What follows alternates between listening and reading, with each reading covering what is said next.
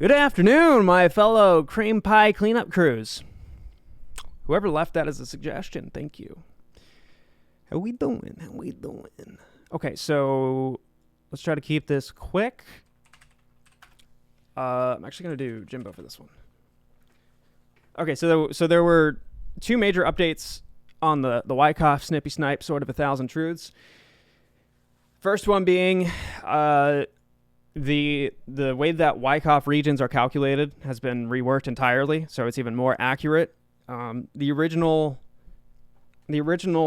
approach that I had was calculating springs based off of lows of a candle in particular, and UTADs were the highs of candles. So now I've actually changed that to be just the close. So it's agnostic towards which side the trend is going in terms of what part of the candle is to be considered.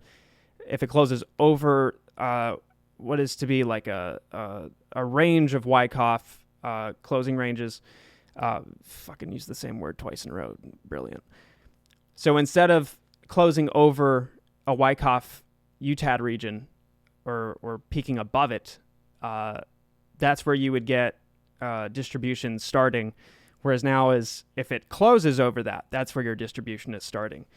And vice versa with springs, you don't want to have this bias of calculating springs with lows and UTADs with highs, because ultimately it's the value that you close at that should decide that.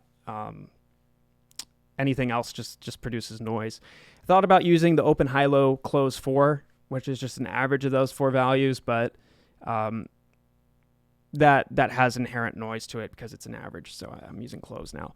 The second one being this fucking cool thing right here. The dotted lines are what I call Rubberband moving averages. And what these do is, I'm going to pull up the liquidity clouds. So anytime you are to cross into, or is it cross above? Give me 1 second. Hold on. I think it's... Where did this start? Yeah, so any activity inside of the distribution or the accumulation clouds will invoke this trend line, or this moving average rather, it's exponential, that serves as like a short-term buffer, kind of. And the point of it is to capture the in-between of current price action and macro UTAD or spring regions, because the lines themselves, not the circles, but the lines represent a simple moving average of where your springs and UTADs are confirmed at. The only problem with that is how do you decipher in between, because you have the clouds for the micro and then you have the lines for your macro. So I came up with this that, put simply, you could think of an average of the two, but it's much more than that. The effect of it, though, where it becomes applicable, is whenever you're trying to determine if you're in redistribution or reaccumulation, especially on the longer time frames. Actually, before I get to that, I wish I could remember the name of who suggested this. I'm setting my cloud sensitivity to 1.618, which is a fib level, if you're familiar with that. This will increase it'll increase or decrease the width of your accumulation and distribution clouds. But look at this, dog. It fucking captured this perfectly.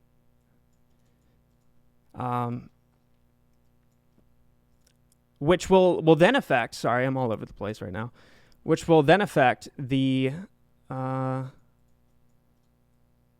me, I can't stay on one subject.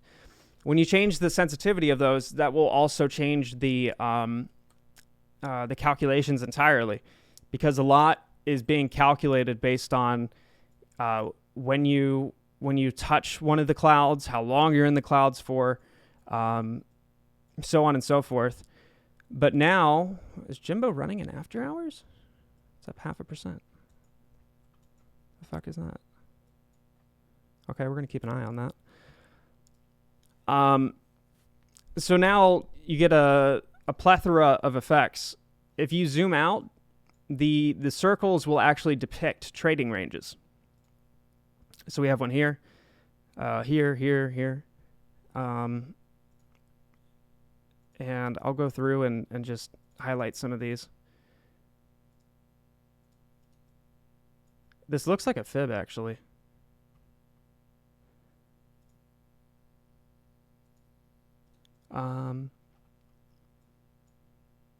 But then when you remove them, you have these perfect ranges where I'd be willing to bet that these are Fibonacci. So yeah, that's what they do. It's really fucking neat. So it's reacting more, not aggressively, more promptly. It's more proactive than reactive, actually. So you'll get some of these interactions that you would think. Sorry, I'm watching the fucking charts at the same time.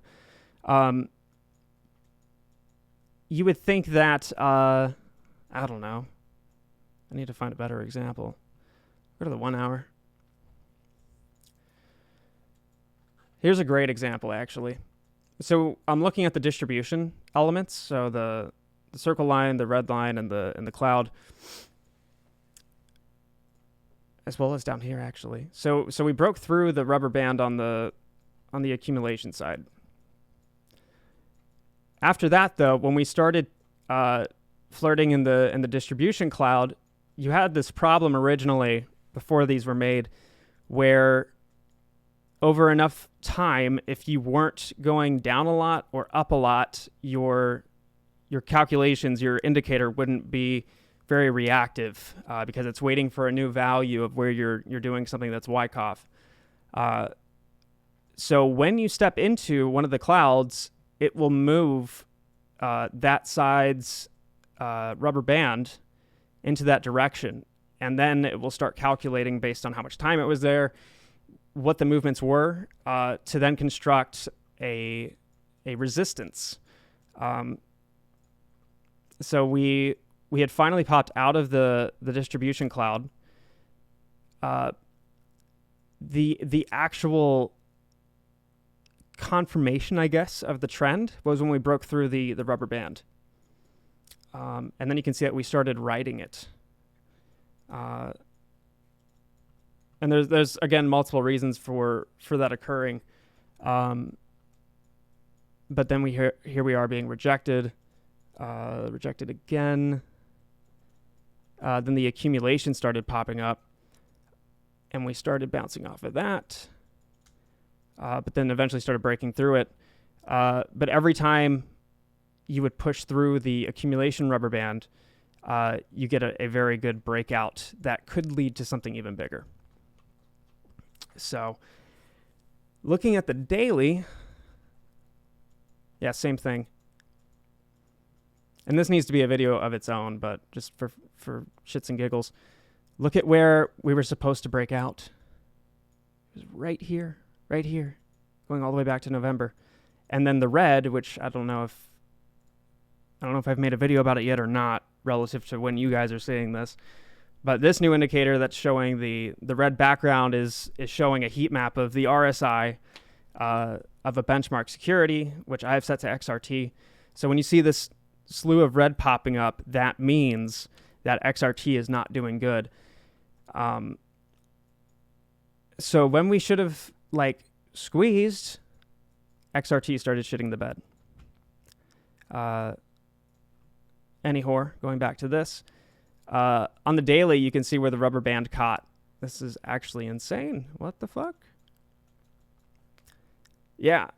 So that was like a quick reaction to show the low of what the daily was anticipating, because the daily doesn't have that much data to it, or at least not as much as a smaller time frame.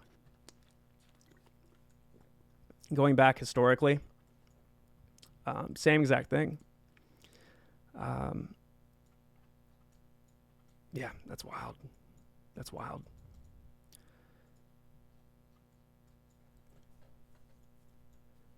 Yeah, here's another good one.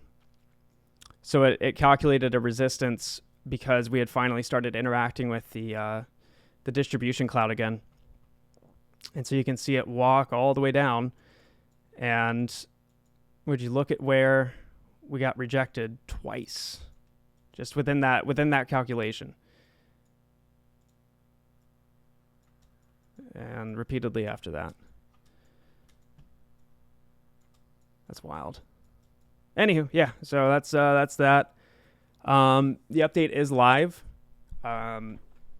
Restart TradingView and re-add the indicator to get those new additions.